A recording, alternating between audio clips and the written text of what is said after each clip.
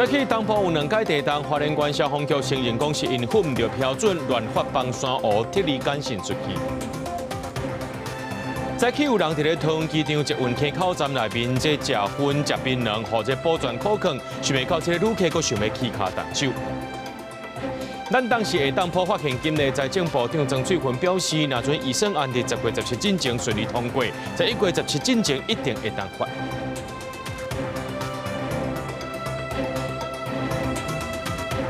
各位观众朋友，大家好，欢迎收看10月7日 AM 新闻，我是嘉豪。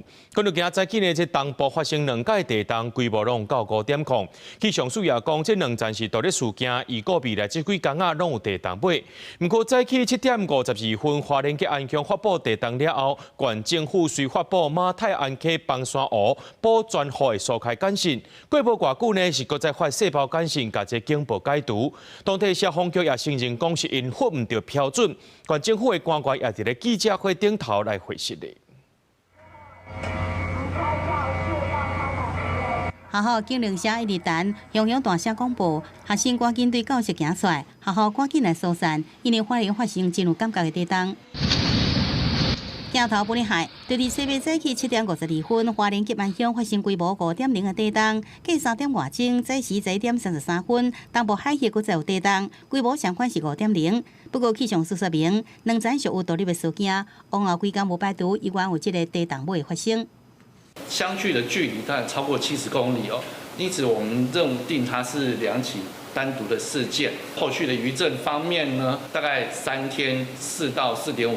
当台湾早起连续2摆地震，尤其是头一站的发生，一度予花莲县府发布紧急警报，强调受到地震影响，马太安溪上游的崩山湖，这个坝体有可能破坏，要求公护护林甲万营的保全户随疏散避难，引发不少人的惊吓。看到那简讯还是会有点害怕，是不是那边有坍方还是怎么样子，会有冲刷下来？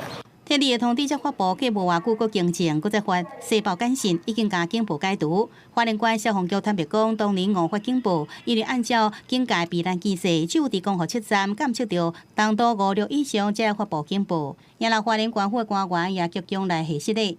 确实，可能在交班提醒上的时候，没有精准，不够精准，我们一定会检讨改进，造成大家困扰，非常抱歉。同仁误解为花莲县发生5弱地震就要发 CBS 及海啸警报。尽管警报虚假一场，不过地方已经提高强制铁力的计划。中央讲就业未核定，有关需要小可修改，还阁在整合官民部落意见，并且将外地旅客纳入铁力的范围。伫正式公布进前，若受突发的状况，中央讲相关新议员定机制采取就近备用徛过2楼去避难。有独居的老人或者平房式的这些老人，请军方、还有志工、还有消防人员请他们把它搬到疏散到安全的地方。前进协调所总协调官桂莲成功，相关的铁力计划将由县府修正，预计2天来完成，会阁对外公告。东部来展开兵棋推演，也阁有实际演练。记者综合报道。东部地区今早起发生地震，加在这崩山湖无安怎？目前这内面的水量有585万吨。前进协调所也表示讲，万不伊放落来，这水呢会互水尾的水位变悬1米左右。根本都是惊伫山壁的特技表演，个人特遣队是烦恼是人行出来的，排气材含有够重的牌仔，惊伫堆伫个破碎的山壁，较大过所在，拢听到喙齿的石头声。用5天的时间才到山线，要对倒位切落去，才当互一群人安全佮顺利到崩山湖，拢要靠专业搜救人员带路。真无简单，才落去到1300公尺外湖区的所在，结果天地变色，敢若轻轻啊，甲手机吸一个，就规个拢是营业。哇，你看就是这么回。遇到本层的时候，那是最艰难的时候。因为你们要先下爬坡的时候更辛苦，因为爬坡用的力量更大。我们来到了月球吗？明明都日头跟山雪拢风炸掉，明明队友就伫边啊，所以因为伤无看无伊伫倒，就算是树无好空气，但是要收集崩山湖溢大水的资讯，拼命嘛要完成任务。像末日，只要10分钟，呼吸都没有办法。所以我们现场待了20分钟的时候，就马上想赶快离开那里。本地是暗算爱对港才会当到湖面，后壁是找到一条较无遐行会当切落去的路，队员搁替后一组的人绕后路。我们事实上架了将近有200米的绳吧，后面如果要去的话，他们会比较方便一点。镜头海到有够厉害，画面内面对准的，就是放山湖溢大水的口。车别早起7点52分20秒，发生规模5个地动，镜头均翕到地动山摇的状况至少30秒。林宝树后壁是派出无人机收集到的画面，显示两边的深泽有一寡土沙放落去，但是无侦测到大型新的崩塌。假设最坏状况，因为地震，水利署长有做过核算，大概是几十公分，不到1公尺的水位。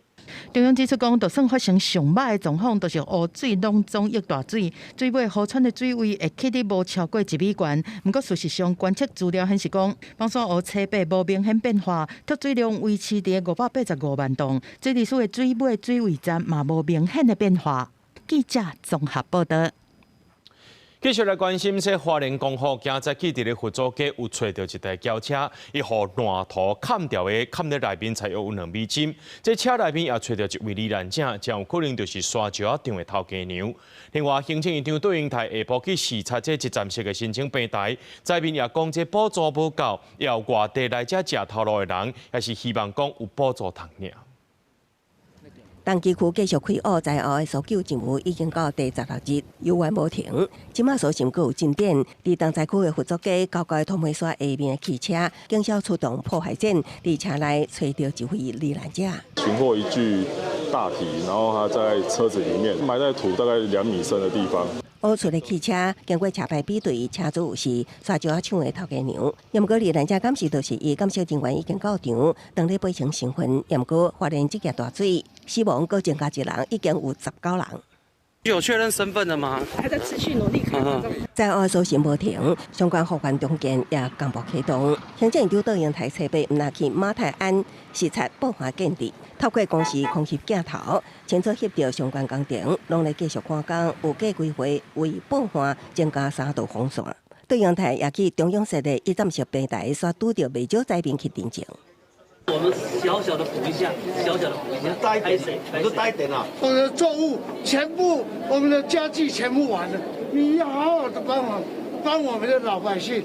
虽然为加好修缮车辆报废、农电流失、护工贷款吊滚灾民，中央拢有补助灾民，不过补贴的钱无够损失，在地点计也无奈，生在器具损坏，生活面临冲击。槟榔摊啊，冰箱。都流出去了啊！营业有什么都在里面，都没有抢救到啊！从看板管啊，要给我调掉呢。我们家有6个人，只有2个户口而已，其他4个地方都是拿来当仓库使用。对，还有工厂在使用。我这个是要叫谁赔吗？我损失1000多万，这个是谁造成的？不应该是我的损失吧？车内拖沙堆积，警察赛车上班，自用车也受损，煞因为毋是灾区住户，清零补助捌碰壁。监理机关总算表态，只要车伫公户地区浸水损坏，拢会当补助。也毋过为住户店家，搁到当地工作的人，拢诉求补助搁扩大。中央回应，另外爱交予行政院在后为做服务站做后手的讨论。公司新闻采访报道。这大水过后，厝敢会当继续住人呢？今仔日花莲县建筑师工会针对着光复乡严重受损的89户进行结构检查，并将对徛架安全若是有疑虑，让人到服务中心申请协助。入去厝内先检查牛条焊接的4个所在，所来去天棚是毋是出现破损，也是重点。花莲公复重建第16天，部分的厝面临泡水惨重，各土厝召集花莲县建筑师工会展开巡检。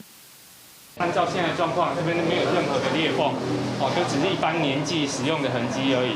所以基本上，然后我们再看其他的，基本上都 OK。工会先带19位建筑师分8组，针对进前认定可能较严重损毁的89户，要第一天就巡检完，范围包含林新路、佛祖街等。我们会先依照那个中央之前所拟定的那个检核表，针对梁、柱、墙、地板等等有关于结构性质比较重要的构件来进行检视。当有裂缝有怎么样的情况之下，我们会稍微做记录。目前受损建筑可能出现3大情形，若是一般装修材损坏，会判定结构无受损；若是条壁破损，会看情形是不是补强。上严重是损伤结构，可能会建议拆掉。那是一定会的。如果到2楼去的话，可能是更危险。这一排都是平房，比较危楼啦，就因为那天水来真的淹很高。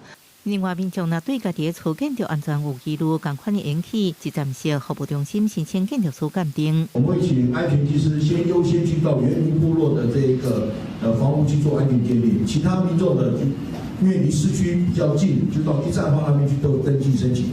公河地区复原之路依然是正慢，专业技术的加入，也希望应互民众多较安心，生活道道正常。记者综合报道。花莲公复查复原继续在进行，在去台东县的环保局有来机关进行市区的消毒，要对台中内营造公司要来斗清沟仔。环境局部表示讲，目前还有4成受灾河坝通未通，希望10月18日进前会当甲拍通。另外，真侪去遐救灾志工是拢无保险的，卫福部也表示讲，会组一个平台，互志工填资料，由政府统一来保险。往北去花莲机关台东环保局的人员全副武装，开始沿路转消毒水。讲好市区的路面已经无看到塌起来的土霉，不过水沟内面嘛拢是真高的路沟霉。工作人员一卡甲挖出来，一直讲爱加出一寡仔，因为真正是有够黏的。你好，主要是黏，要使出力量来挖。较深的地下水道，工作人员是规个人入去内面，甘水量较悬的土霉会当先用机器抽出来。中央派的营造公司表示讲，2天才清20几米长尔，因为这土霉真正是有够高的。至少有60公分以上，整个大概水沟等于都满了，全部要靠人工。要靠人工，就是要钻到水沟里面去把那个泥吸出来啊。早起受邀请到立法院专题报告的环境部长裴启明表示讲，目前已经清除超过85000吨的糞扫含土霉，未来清除量恐惊会超过8万吨。目前已经安排6个检坑场。另外，先解决的是目前有买一半的加河马桶未通。马桶这样就不通。目前灾区的话，大概有40%的马桶是淤积的，所以我们也希望呢，在10月18号以前，把这个侧沟或是下水道能够赶快把它清除完成。这摆不幸出现有志工感染不治死亡，有立委讲，虽然志工投入灾区的抢救，互人感动，但大家这么热情来斗拼，在高风险的环境内面斗3天，却无任何保障。没有隶属单位，就可能是落在没有保障的真空区哈。是希望呢，先来登记，我们就会为这一些志工来加保。卫福部嘛承认讲，保险上麻烦的对象就是散客，可能要透过旅行平安险、加医疗险和伤害险，也是5人以上会当加保。接落来可能嘛是会调向制度化。未来若是阁拄到灾情，政府会伫第一时间来建立平台，互民众会当上网登录变做志工，政府再来协助投保。记者综合报道。食粉的人爱特别注意，亲像阮这款无食粉的人，有拒绝骗恁二手粉的权利。来看这桃园机场捷运 A11客口站，今仔日早起7点呢，有一个旅客伫咧柜台顶头剥粉薄槟榔，捷运的保全去甲伊看坑，想袂到这个旅客却要来起骹动手。桃园市卫生局就表示，针对剥粉抑个薄槟榔的行为，会甲伊开罚单。另外，代替这半年发生7站的暴力事件，就立委提案要修法，要来重罚暴力攻击。交通部长陈世凯表示支持。对保全3摆出声来阻止，旅客拢不爱听，相反伫机场捷运的柜台来食粉，保全一箭步将粉拍掉，旅客见笑登上去，对保全出拳，想要来拍人，冲突的画面拢互民众翕来。事发在今天早上7点多左右，机捷 A11坑口站这边有旅客在这个月台抽烟嚼食槟榔，被机捷保全发现之后呢制止，没想到这个旅客反而出手攻击保全，保全当下也联系捷运警察处理。如果在台湾，应该是大家都知道是不可以抽烟，边抽烟然后还边嚼槟榔啊，这样不行啊，这样不好。实际上来到起口站，柜台拢有打禁止食物件、食粉的标示。对旅客无公德心，也想要拍保全，桃园捷运局已经对旅客薄槟榔来开罚。另外，桃园市政府卫生局下晡也派人到现场，向捷运警察确认个人的资料，会对旅客来开出罚款。经站长及保全劝导不听，站长随即依照《大众捷运法》第50条第1项第9款，于捷运系统内嚼食槟榔，开罚1500元罚锾。那我们现在确认各自之后，会依《防治法》处理。那机场捷运发生冲突事件，进前也有代替5款车站，站务员从杀入去铁记录。根据统计，代替近半年来已经出现7桩的暴力攻击事件。立委提出铁路法修法，妨害铁路从业人员执行职务者，相当会使判刑5年。交通部长陈世凯表示支持。保障所有的同仁的安全，这个都相当的重要。所以这个部分，如果委员愿意提出修法，我们当然是很支持。将近这个半年的时间里面，台铁完全没有针对保全的部分有任何的进展。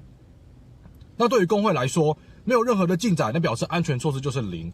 陈世凯讲，经费不是问题，不过代替产业工会批评，提出警车保全的诉求，到即阵拢无进展，呼吁代替甲交通部提出诚意，保障旅客甲站务人员的安全。记者综合报道。来看这条新闻会感觉讲台湾人真好心，不过这个富人人也真善行。在台中沙拉有一个姓王的富人人，伊呢对这沙拉农会领现金，骑乌托邦要转厝，半路因为这牌仔破去，1000块的纸票就安尼飞出来，沿路也沿路飞，拄好后壁清洁队员伫咧现场做伙甲伊扣钱，扣到59000，也送到附近的派出所。最后这个富人人也甲这个钱领倒转去啊。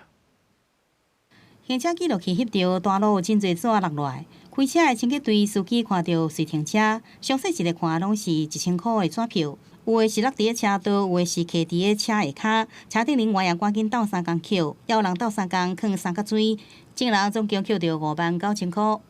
当时富人骑车经过这个路段，并没有发现钞票掉了满地哦，而后方的清洁队员发现了呢，在这个红绿灯赶紧帮他来做捡拾。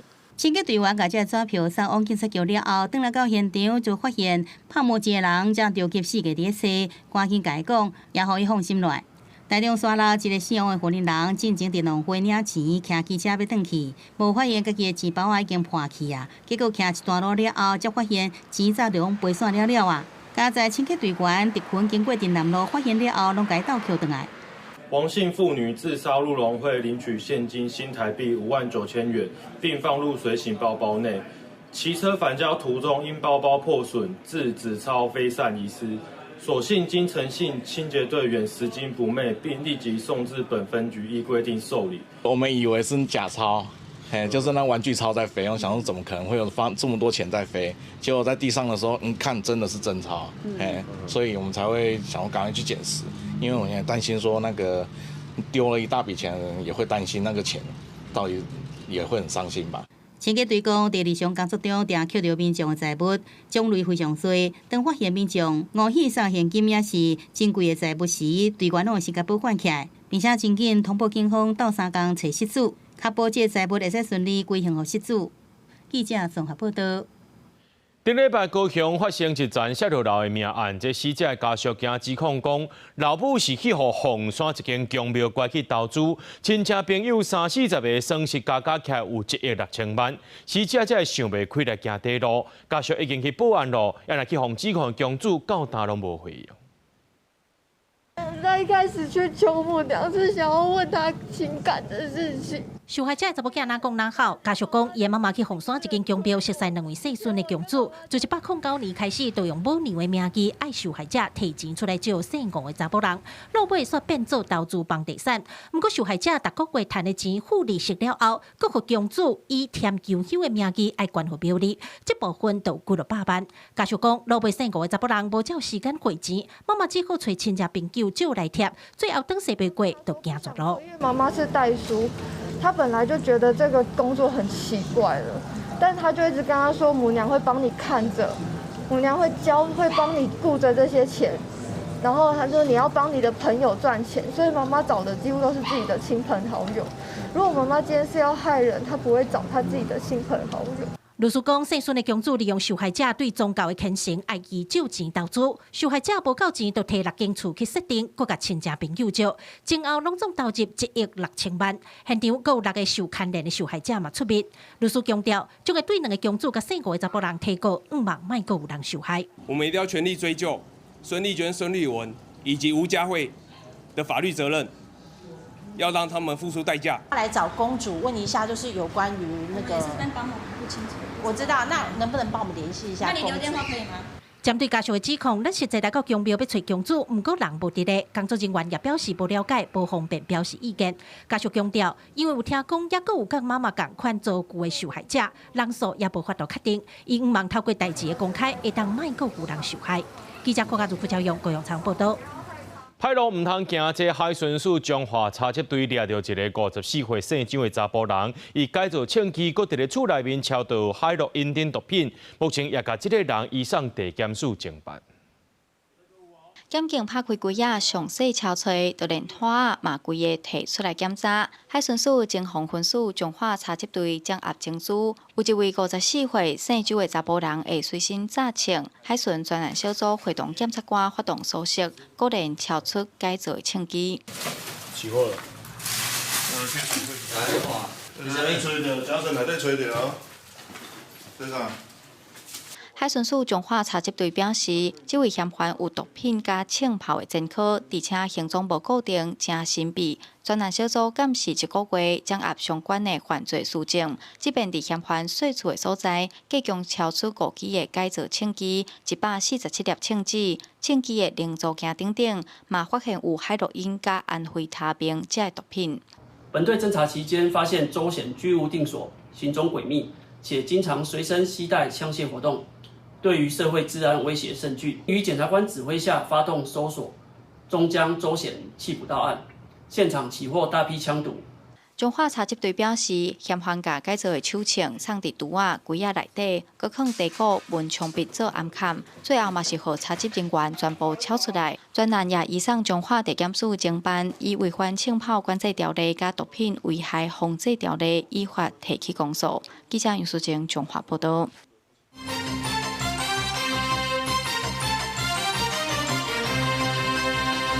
总统府早起宣布，由总统府主席林信基代表参加2025年 APEC 经济领袖会议。2025年 APEC 经济领袖会议呢，10月31到11月7日，伫咧韩国来举行。总统府表示，经过考虑，总统决定请一个总统府主席林信基代表台湾去参加。林信基捌伫咧2005年含2024年时阵去参加 APEC 经济领袖会议，对 APEC 的运作和相关议题是真了解，是一个真理想人选。2025台北安全对话今日举行，邀请到澳洲前总理莫里森和美国保守联盟主席斯拉普发表专题演讲。这个莫里森是强调台海和平的重要性。美国国防部准印太官员就表态，一起支持川普讲过台湾国防预算上限会达到 GDP 的10%。咱的国防部长郭立雄就强调，这国防支出会大大增加。伫2030年进前呢，达到赖总统所讲的5%。2005台北安全对话顶场，邀请入驻天大的澳洲前总理莫里森发表专题演讲。伊个表示，维持台海和平的重要性。伊指出，那中国控制台湾，所有民主国家拢无法度加点点，因为全球经济甲海上运输安全拢会受到威胁。Failure by the US and its allies to prevent or reverse the seizure of Taiwan leads regional states to accept PRC primacy and even hegemony in the region. The 2027 readiness deadline issued by President Xi to the PLA is real. To hasten our own plans and preparations to further and significantly strengthen our collective deterrent, including the resilience of Taiwan itself. 莫里森提到，习近平已经明确要求强军在2027年前给予广大能力，台湾除了争取盟友支持，加强共同合作，也爱展现自我防卫决心，加无对天战力。身为川普坚定支持者的美国保守联盟主席斯拉普也有回强调，川普重视美国自身利益，也无疏忽台美关系。We want to increase the intensity of the relationship between our two fine countries. We have a security partnership that should not be diminished. That President Trump understands that he's an ally in that fight. 也毋过，川普捌发出台湾国防预算上限爱达到 GDP 的10%。美国国防部印太安全准助理部长也表态支持，佮认为台湾面临生存威胁，军队爱做更加重大改革。Taiwan, which is an island that faces an existential threat from the People's Liberation Army, from the Chinese military, that Taiwan should spend upwards to 10% of its GDP on defense. I strongly support that. 核心的国防的支出我们明年应该会超过3%，当然我们会逐步增加，那来实现最后我们总统所承诺的5%。另外，美国前白宫副国安顾问普遍分析，中国就算无发动全面战争，也可能在4年来以经济也是行政手段，伫台湾引起严重危机。国立向回应会以更加韧性的方式来应对中国的军事加非军事威胁。公司新闻采访报道。大家拢真关心讲，当时会当普发现金呢？这财政部长张水芬就表示，若是预算案10月17顺利通过，11月17进前一定会当发。另外，地方要机关提案爱另外加发现金。台北市议会民进党团就提案爱发予市民2万1。若讲到这新北市政府呢，今仔日就宣布，每年会发予市民一个人5000块的消费金。另外，以财政委员会筹备查到败审关系，普发现金1万的论成特别预算案，各界关注钱到底什么时阵才会入到民众的落地啊？如果10月17号真的我们院会都没有任何其他的问题，那么预计是11月17号以内就会发放吗？是的。一定会。那因为10月17号，大院如果3读通过，尽快送请总统公布的话，在那当天，财政部会开记者会。也毋过，这毋是中央头一摆普发现金，国民党立委李干秀急急，今仔媒体宣传会的预算就达到2350万，呼吁政府爱尽责用度。各种领取的方式，我们还是要做详细的解说，跟他。我没有说不给你哦，还有第二个，我是说过去花800多万可以达到99.69%的效果，是多元的管道都一样在做同样的宣传，是你为什么一定要花到1350万？是跟委员报告，还有这一次对于防诈的部分，就是说我们避免民众防诈的部分，我们各部会现在都有编列相关的预算。同时间，未少县市议会也发声地方政府增加代理组。新竹县议员欧阳鼎顶礼拜临时会提案通过，爱县府普发3.4万，爱说移民。何县长尤文科拍枪强调县府财力无稳准，也认为提案真含糊。也毋过反过来看，新竹市煞是开地方政府第一枪，会伫明年编列超过22.5亿的预算，发予市民每人5000的消费金。预计透过发放，促进内需市场活络，带动经济与产业的一个正向发展。那我们也希望议会可以通过这笔预算。代理市长傅成焕表示，只要是今年9月30进前设置的新竹市的民众拢有资格领，估计会有超过45万的市民受益。全国首都台北市民进党团也有提案，呼吁增加2万1，那也是提出对岸应用。不能像喊价式的说有多少税基剩余，我们除一除台北市民人口就发多少钱。所以金额的部分，我们请市政府精算之后，再跟我们议员报告。蒋万安要具体的承诺，不要左手叫别人一定要做，而右手不愿意去同样的方式去给予你台北市的市民。那也呼吁州市府爱加做地方带头羊。那也表示，各路市民期待虽然支持法，也毋过考虑市政建设法规则会保持春秋。公司新闻采访报道。讲到咱国内流感疫情当咧滚价，医界也呼吁民众会当同齐来注射流感疫苗，抑个新冠疫苗。医生也强调讲，唔免烦恼讲同齐注会产生副作用。根据疾管署的公布，今年的流感提早流行，已经连续9个礼拜看医生的人数拢咧增加。顶礼拜因为流感去互医生看的人超过15万人次，重症增加57例，死亡增加16例。除了流感，新冠病毒同款真流行，为着预防流感和新冠病毒炭烧，卫福部甲医生拢呼吁民众爱赶紧去注射，尤其是高风险族群甲老大人。根据相关的研究也显示，今年在采购的一个疫苗株，不管是流感的一个疫苗株，或是新冠的疫苗株呢，对于我们目前流行的一个流感的一个病毒株，或是新冠的一个病毒株呢，都能够产生非常有效的一个保护力。除了流感疫苗，也有新冠疫苗。为着鼓励时代量早去注射，台湾家庭医学会呼吁民众。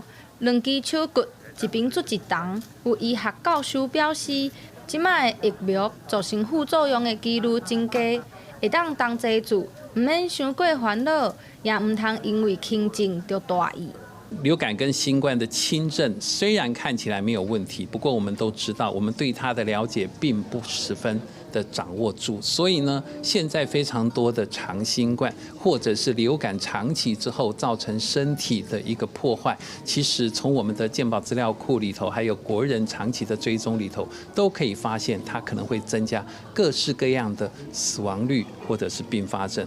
公费疫苗10月初2开始做，根据疾管署的统计，这一礼拜时间，目前流感疫苗注射的人数超过106万人，新冠疫苗也有29万人，两个的注射人数拢创下历史新高。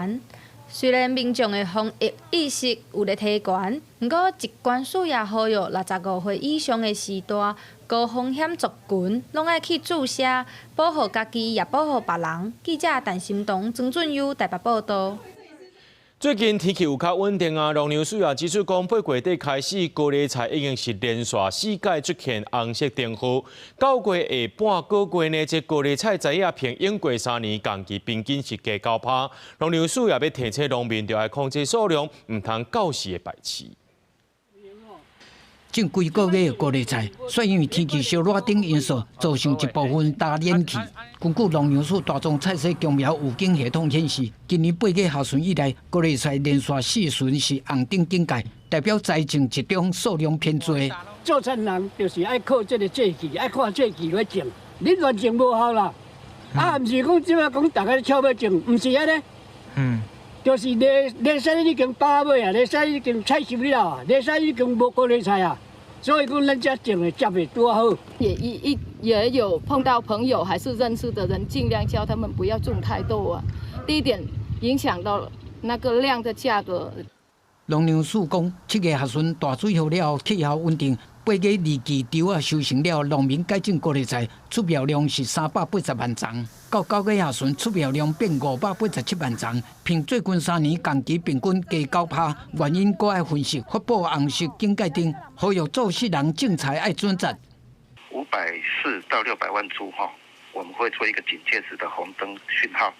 那这个有发布讯号的时候，我们就会呼吁农民哈，减少种植跟采分批种植的方式，来把它的种植量给分散掉。对啊，就肥、农药啥物，迄就地方带，反正差要2万。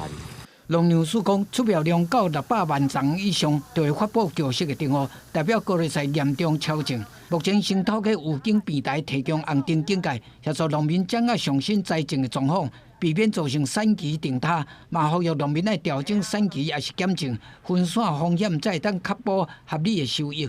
记者综合报道。屏东美味公司用这工业滚药水洗地肠啊，食药署惊透早，甲因罚超过5000万。食药署也讲呢，目前还有784公斤的乌心地肠啊，遭到市民记，主要是走向屏东的和兴市场和台北的宁夏夜市。通公共的面线加一大汤匙的大肠，头家讲这寡大肠拢是伊家己手工落去洗的，逐工需要用粗盐、苏打粉换3至4点钟，和市面上买的无同。就是要我们一般这种传统的店家才会自己洗，因为现在老实讲，很多人都是已经不太能忍受这种洗大肠这种比较臭、比较繁杂的工作。但现在很多人都直接买便的啦。因内拢家己洗啊，阮伫外口阮就买迄，我是爱食伊的大肠面线。一家屏东的百威公司用工业的滚药水来做乌心地肠，已经有真侪小食摊受害，也影响到民众食意愿。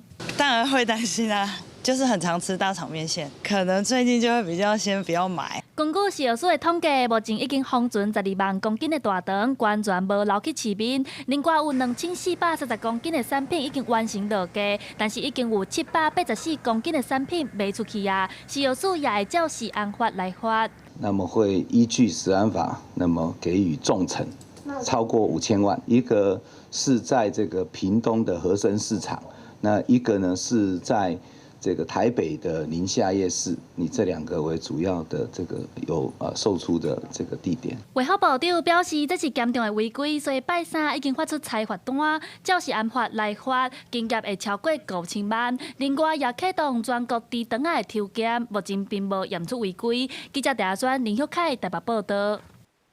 高雄美浓大劫国事件继续伫咧侦办，也有机关也讲，伫咧小港的大坪顶保护区有山坡地防蹲这点仔架，还有营建的图。市政府派人去勘查了后，发现这块是私人土地，是两间水利局垃圾水工程承包商做去用来放机具含土方的暂放场，却因为无交这水土保持计划，无符合规定，会依法甲因开罚单。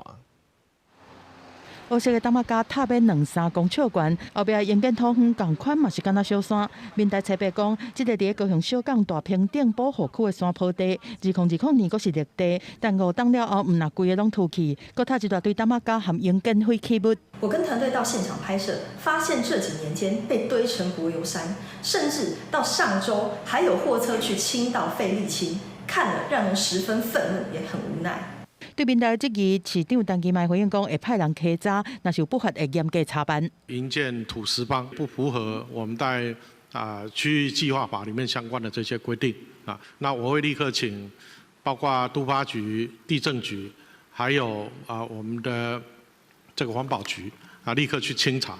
火车持续载运公债入去案场。根据了解，这个私人土地分别是2间水利局污水工程承包商来承租，做工程机具通风的暂放场，方便分类了后清运。市府下局处采白中道随过去稽查，环保局认定2个包厢无符合设施标准收控规定，会则会惩罚戒因罚。下晡其中一个包厢是派人去登起西网，登称西网是互怪手挖破去才成移除的。佮讲受到美浓偷菜案的影响，目前投资场都无愿意收通风，才会放伫遮1个月。基地位于山坡地保护区，现场占日土方约800立方公尺。依照水土保持法，应规定应办理简易水土保持计划。市府现场要求承商依程序尽速补办。除了违反会惩罚，水利局嘛会照水保法对2个包厢各罚6万。美浓大山谷也持续烧，互通风的清运变作问题。检方嘛持续在追查相关案件，其中建大偷菜案经过侦办，虽然说生下前美浓镇长姓罗的这8小弟，涉及含姓吴的嫌犯等4个人准啊，会照组织犯罪条例同罪来侦办。记者综合报道。台南正出名的观光景点新隆街，就民众讲附近有公车牌啊、雪坡车通坐。交通局是解释讲，是因为台南的观光商站巴士有提供包车服务，真侪游客会伫咧新隆街上车落车，才会伫咧遮设一个牌啊。平日假日时啊，台南的观光景点人拢真多，尤其伫咧市区搁较窄。其中台南市议员反映，新隆街外面明明就公车站牌，煞是彩好看的，并无任何公车会伫遮停。咱即摆是伫咧台南的真有名的观光景点的即个新隆街的后壁，确实讲有踩一个即个公车站牌。不过若伫遮等车咧，恐惊等着毋是车，等着的是小木。差不多开半档一档嘛有啊嘿。拢无啊吼。拢无咧开啊。有，但是他等不到车来。对啊，因为之前嘛拢有人来遮等啊，等袂着车就对啊。经过了解，新隆街上近的公车站牌应行爱500公尺，现此时这个站牌顶悬并无任何的公车资讯，下个踩伫咧遮，主要因为遮个留有本正的公车番，台南的乡站观光巴士会伫遮挖站。需要透过公车让这个交通量可以减少，那也鼓励大家一起来搭乘。那这边呢，它的位置绝对是符合法定的一个标准，长度也好，宽度也好，也是足够让公车可以停靠站的。前该处设有公车湾，便于风尘巴士停靠，故目前双巴包车民众人多在此站上下车。那另外，针对年底即将开航的冲绳与熊本航线，本局已经针对周边公车服务进行盘点。事实上，对外地游客来讲，要来新隆街这个景点，交通选择真多。有人讲公车有也无，影响无遮大。那个看起来是，比方说有5分钟到站，然后8分钟到站或15分钟，可是它都没有。我就会觉得说那个站应该是已经撤掉，因为公车其实蛮难等的，我觉得啦。第二天台南机场就有新开的日本线的班机，机场嘛有公车，议员希望新隆街公车会当开放，机场相关的公共交通要好好规划，通服务游客。记者出台南采访报道。台中有一个查甫人，昨暝伫咧路边翕影片，伊请朋友赛车，家己徛伫咧烟顶挂顶头跳舞。目前警方已经主动追查，甲这两人依照违反道路交通管理处罚条例开罚单。一个县长的查甫人徛伫咧轿车烟顶挂顶头跳舞，而且这台车又一直向前驶，随时车底人拢甲头存在嘻嘻哈哈，有人甲翕起来放喺网络顶。车祸完嘛，就像遇到事情也一样嘛，就是遇到事情就是不要心情不好还是怎样啊，就是要看开一点。一个县长的查某人出来讲，找职案以赛车甲头前的车发生车祸，笔录做煞了，归去就甲朋友伫太平区的中山路做联合电影院，想要冲人气。警方主动侦办，对赛车姓陈的查某人，甲徛伫咧银领挂跳舞的县长的查某人，依照违反道交管理处罚条例，分别罚1,800加500块。分别依《道路交通管理处罚条例》第30条1项7款，最高可处新台币18000元以下罚款。及同法第81条，在车辆行驶中攀登、跳车或攀附随行者，处新台币500元罚款。警方讲，若是发生伫咧市区人车较侪所在，抑个可能涉及公共危险罪。传播学者讲，即马电影院正流行，少年人正喜欢挑战趣味的代志，翕一画影片来电，吸引大家注意。我发起挑战呢，就非常符合年轻人的这种表现欲、自我展演，然后因为它的门槛很低，就你用手机拍就好了，不太需要说还需要什么样子的文词的表达。学者讲，电影院伫社群媒体放送，互少年人的沟通变做片段，而且重险重严。建议使用3C 产品要适当适量，也要用教育加适当的约束来减少影响。记者综合报道。台北市的大湖公园也个玉泉公园，拢有一个游泳池，业者说是雄雄宣布讲，无要做要收起来呀。市政府强调讲，要清楚来公告要安怎退钱，这个月13就要停止营运，按算11月会搁再开放。目前呢是由这体育局家己先来营运，明年才会搁再照常。伫游泳池内面有真侪人伫咧游水，也有人伫咧做 SPA。不过，这个大公园的公有外包游泳池，所因为业者个人的原因，宣布无预警停业，而且包括玉泉公园的公有游泳池，2个游泳池自13开始停止营业。昨天就突然就讲了，是挺惊讶的，要不然这边环境还算不错。蛮可惜的啦。我住附近啊，这边比较近啊。听到说要停，礼拜1就开始要停了。因为最近除了全境有加无预警停业，即马又有外包的游泳池业者同款无预警停业。营销专家讲，电钱起一个人事成本愈来愈悬，拢是经营困难的原因。业者的经营上还有人事的一些相关的管理，它的成本都是增加的。所以当今天如果没有足够的消费者来做支持的时候呢，那其实这样的场馆的营运呢，它是费用会导致业者它的营运成本是跟着提升。体育局强调，业者停止营运了，第11月开始重新开放，由体育局家己营运，明年会个重新招商，找新的经营团队接。记者综合报道。今年是故宫博物院100年延庆，这故宫特别推出 AI 导览服务，透过这 AI 科技辅助，让这旅客更加了解文物的特色。另外，中国北京的故宫也举办文物南迁纪念展，咱的故宫也特别配会，讲这届展览和中国故宫是无牵连的，是咱和台湾的民间团体合办的。手机扫一个故宫展示的文物，唔免下载任何 App， 都会当互来旅客随点伫动态的导览解说中，可欣赏到文物的多角度样貌。今年是故宫100年延庆，特别透过 AI 科技辅助，推出 AR 导览服务，为100年延庆增加创新的元素。你就可以看到文物可以在你的手机上动起来。当然，你也可以一方面听导览解说，可以让故宫的导览活动更加生动。临场感嘛，立体感嘛，真实感嘛，所以我觉得就是说这种比跟静态的当然就很不一样了。不过，因为今年也是北京故宫100年延庆，有举办文物南迁纪念展，引起今次是甲台北故宫官方合作举办的讨论。这次故宫特别澄清，是台湾民间团体甲北京故宫合办。我想它是一个善意的就是去化解这些故宫过去的历史。我觉得我们还是用一种尊重的态度来看待这件事情。我们作为一个民间团体，我们可能更有弹性、更活泼一点，所以我们可以做很多的不同的访谈。我们其实借了很多相关的文件啊、器物，可以在展览中呈现。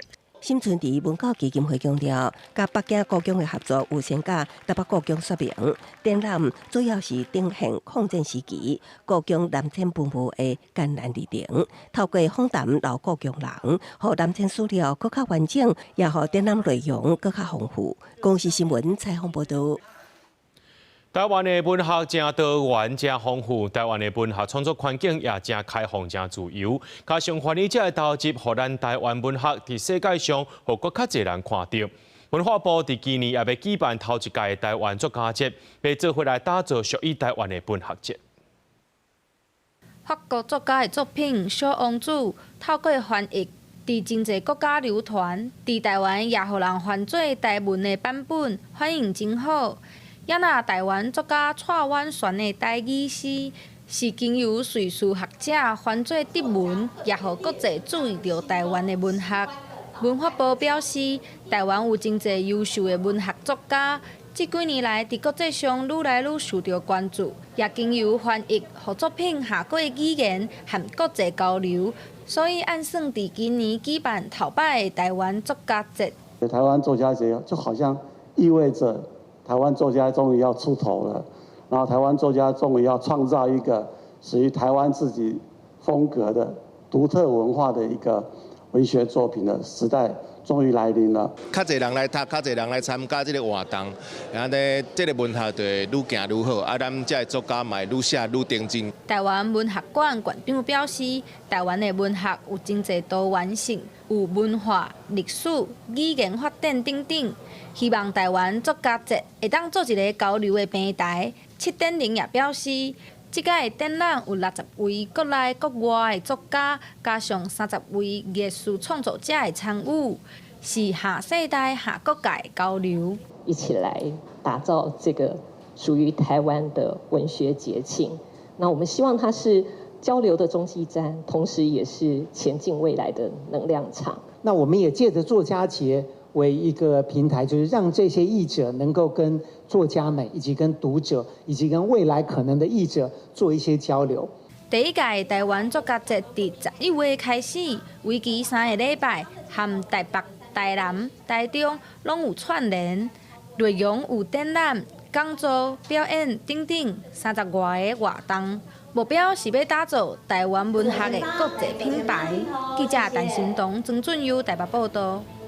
屏东县政府有出版一本册，叫做《翁姨含因的产地》，内面有44位原住民翁姨的故事，要互民众了解翁姨伫部落的角色和功能。有立委拍算要争取原住民翁姨，就要有国家级的文字身份。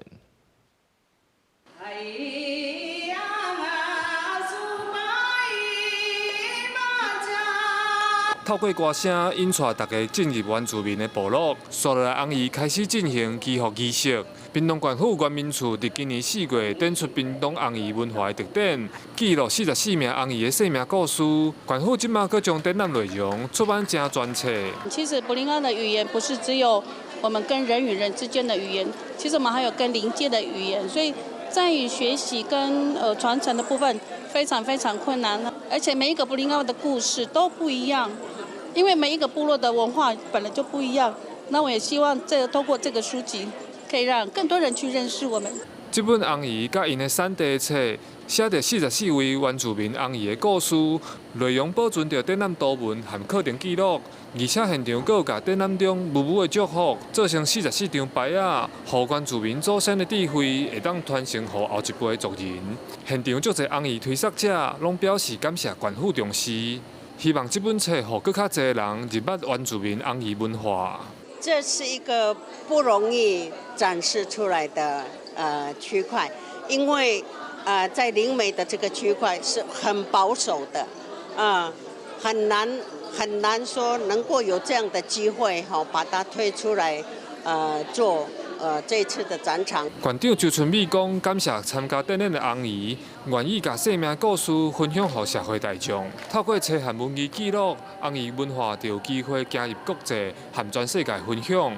原住民立委吴丽华嘛表示，希望争取翁姨国家层级的文字身份，有认证的制度，会使让文化搁传承落去。记者柯炳哲，屏东报道。咱来看国际新闻，讲就是德国今年57岁才拄当选市长的艾瑞斯，昨伫因兜门口到互人暗杀重伤，有生命危险。另外，南美洲厄瓜多总统诺波亚的车队昨互民众包围牵石头，甚至有人开枪，加在是无人受伤，警方也抓到5个嫌犯。德国新当选的女市长被刺杀的现场已经有封锁线。57岁艾瑞斯是逃者。9月28才以社民党候选人身份当选德国西北部小镇赫尔德克的市长，因讲吹切互人抬几落刀，受重伤，有生命危险，送病院。Die Frau ist aktuell lebensgefährlich verletzt und deswegen mit einem Rettungshubschrauber in ein Krankenhaus geflogen worden und wird dort intensivmedizinisch betreut. 是逃者本来11月吹切要就职，吹切过道伫因兜附近，互人野刀抬伤，为一个脚趾边啊，互人插13刀。德国当局已经针对这件案件发布重大警戒令，进行大规模追猎行动。德国总理梅尔茨谴责这项攻击是无体的行为。另外，南美洲厄瓜多总统诺波亚吹切本来坐车飞去卡尼亚尔省，宣布基础建设计划。因过伊的车队伫当地互500多人包围，对车弹石头。尾啊，警方伫咧车顶发现枪支孔，表示真有可能受到枪击。好在在伊本人无受伤。第二发生了，抓到5个嫌犯，以恐怖主义罪名起诉。Hay 5 personas que han sido aprehendidas por parte de la policía y esas personas serán juzgadas, o mejor dicho, serán iniciadas por flagrancia por el delito de terrorismo. 这毋是诺波亚第一遍受攻击，伫9月时阵也发生过。厄瓜多的政治动荡，最近诺波亚政府宣布未取消对柴油的补贴，减少公共支出，引起民众不满，加全国的抗争。这项政策也互原本就无安定的社会情势更加恶化。公司新闻金万庆编辑。咱最后来看明仔载天气。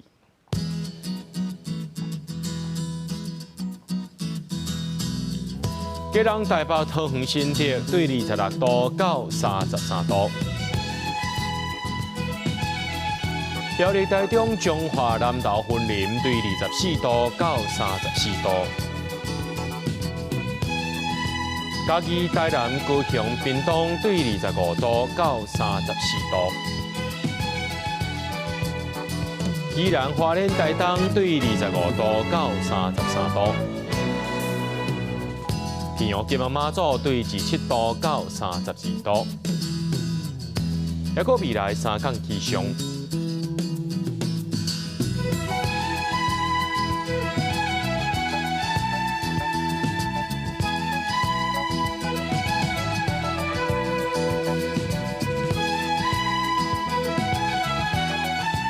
新闻最后，感谢各位观众朋友收看今日新闻，我是嘉豪，明仔暗时7点咱再相会。